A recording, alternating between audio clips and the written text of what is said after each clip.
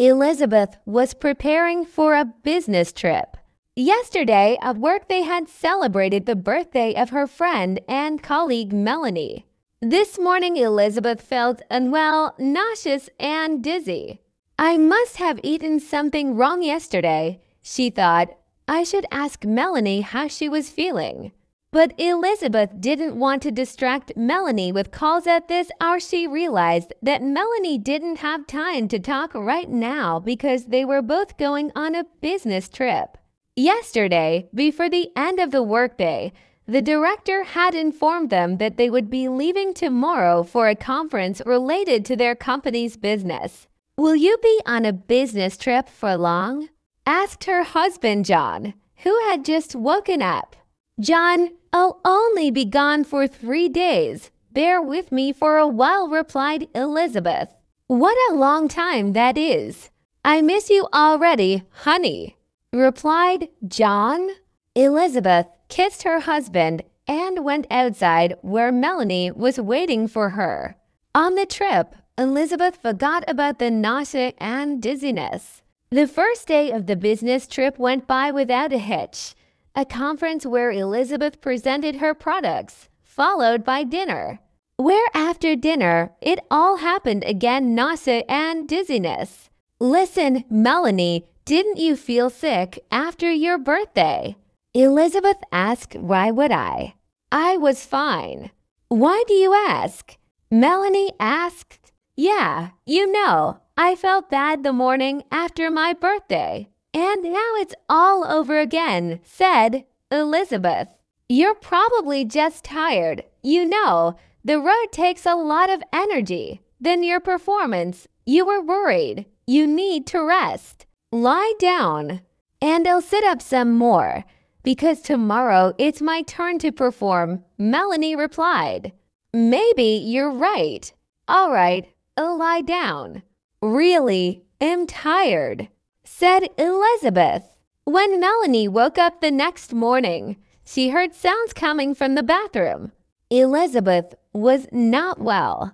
She came out of the tub pail, and when she smelled the breakfast that had been brought to the room, she ran back into the tub.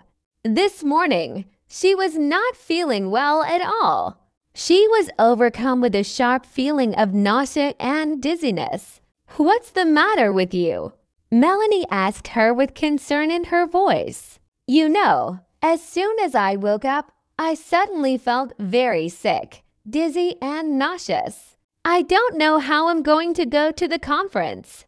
What should I do?" Elizabeth replied, unbuttoning the collar of her blouse and applying a damp towel to her sweating forehead. "Listen, friend, maybe you're pregnant." With a smile on her face, Melanie said, "Well, you'll say that too. I tell you, I probably poisoned myself with something and then got tired on the trip," replied a pale Elizabeth. After a few minutes, Melanie returned with the test and sent a confused Elizabeth to the bathroom. After a while, she came out with the test in her hands, with 2 stripes on it. Elizabeth's feelings were mixed. She couldn't tell if she should be happy or worried. "Melanie, I'm pregnant. What should I do? After all, John and I didn't prepare for a baby," Elizabeth said, confused. "Well then, it was destined to happen. You know what I think? Let's go home. Today, you won't be needed anymore. You spoke yesterday, and there will be no conference tomorrow. They'll give us lunch first and then everyone will leave. So you don't have to be there. I'll call you a cab and you can go home. Make your John happy. And I'll cover for you here if you need anything," Melanie said cheerfully. "Thank you so much. You are the best friend ever," Elizabeth replied to her. "That's it. Let's get ready.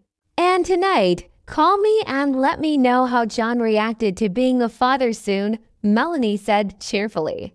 Elizabeth quietly opened the apartment door to surprise John with her early return from a business trip. As she entered the apartment, she saw another woman's shoes standing next to her husband's shoes. What are these shoes doing here? Elizabeth thought to herself. There was laughter and muffled voices coming from the bedroom. Entering the bedroom, Elizabeth saw a picture. On the bed, in the arms of another woman, lay her husband. Upon seeing Elizabeth, John jumped up in fright and crouched on the edge of the bed, while the woman pulled the covers over herself and stared at her in silence. John was confused. Then, recovering a little, he said, "You were supposed to come tomorrow, weren't you? Is the conference over already? What happened?" "Nothing happened. I came to tell you to get out of my apartment, along with your mistress," Elizabeth said, surprised at her calmness. "How did you know I had another woman? Is that why you came so early? I'll explain it to you in a moment." John began to justify himself in consternation. "I don't want to hear you. Pack your things and get out with her," Elizabeth replied sharply. And after they left, she sank exhaustedly to the floor and cried. Late that night, the phone rang. It was Melanie. "Yes, I'm listening to you," Elizabeth spoke out with difficulty. No, friend, it's me listening to you. How was your evening with your husband? Did you tell him you were pregnant? I can imagine how excited he was. Well, go ahead and tell me," Melanie said excitedly. Elizabeth sobbed, "Melanie, John is cheating on me. I caught them together, right in bed, and I kicked them both out of the apartment." "What? How dare he?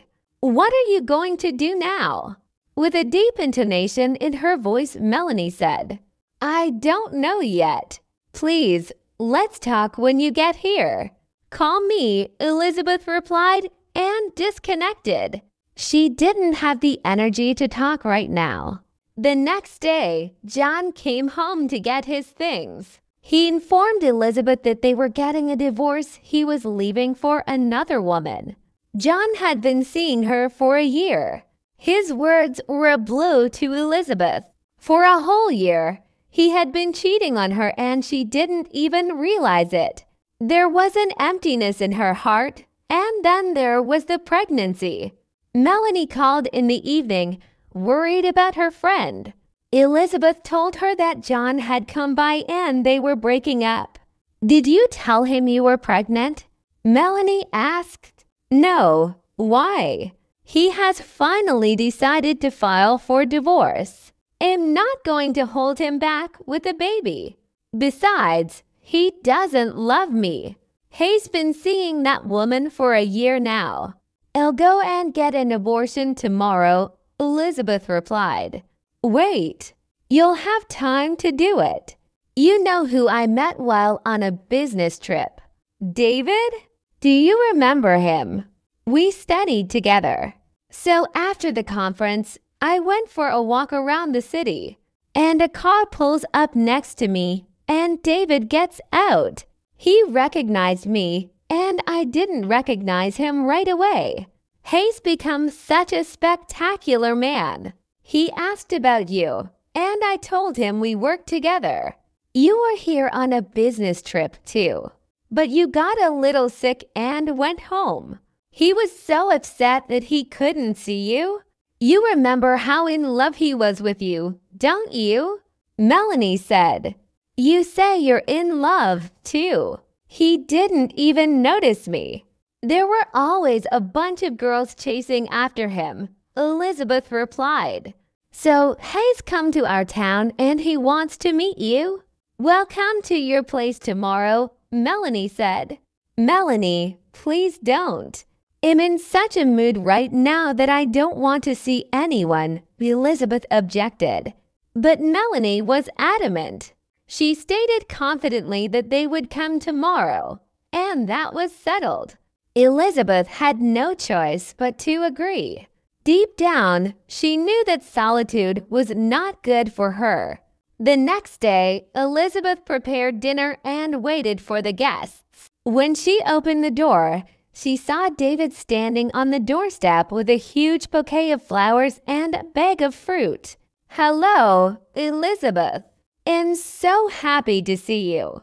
I'm sorry, but I'm without Melanie. She couldn't make it and asked me to convey her apologies," David said. "Hi, David. It's good to see you too. Come on in." "Melanie, she didn't tell me she wasn't coming." "I recognize my friend," Elizabeth replied with a smile. David and Elizabeth sat down to dinner. David was the first to break the silence. "Elizabeth, you are still as beautiful as ever. You haven't changed at all. Tell me about yourself." "Melanie didn't tell me anything about you. She said I would find out for myself." "Are you married?" Elizabeth lowered her gaze and cried unexpectedly, much to David's surprise. When she calmed down a bit, she shared her story with him. She told him about her husband, his infidelity, her pregnancy, and that she was contemplating an abortion. To ease the tension, David decided to change the subject. They reminisced about their high school years and laughed. During the conversation, David confessed that he had a crush on Elizabeth in high school. She was stunned by this revelation, as she had always thought he didn't even notice her. Then she confessed to him that she was in love with him too. Suddenly, David broached the subject of Elizabeth's pregnancy. He began to convince her not to give up the baby. "Do you have children yourself? Are you married?" Elizabeth asked him. "My wife left me when she found out I couldn't have children," David said quietly, lowering his gaze. A heavy silence hung between them. "You know, I actually really want this baby, but I'm afraid I can't do it alone," Elizabeth admitted. "Don't say that. You can do it. I believe in you. And if you need help, I'm always here for you," David said with a smile and hugged her.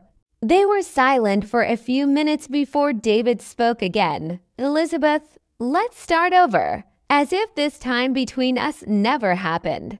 I realized that my feelings for you haven't changed. I still love you just as I did before. But you know I'm pregnant with someone else's baby. Do you really want this baby?" Elizabeth asked excitedly. "I want to have children of my own, but to this baby I will be a real father," said David with a warm smile. "You know." "I agree," Elizabeth said with embarrassment. She realized that her feelings for David hadn't faded either. He hugged her tightly and they kissed. Elizabeth pressed herself against him, and tears ran down her cheeks. But this time they were tears of joy.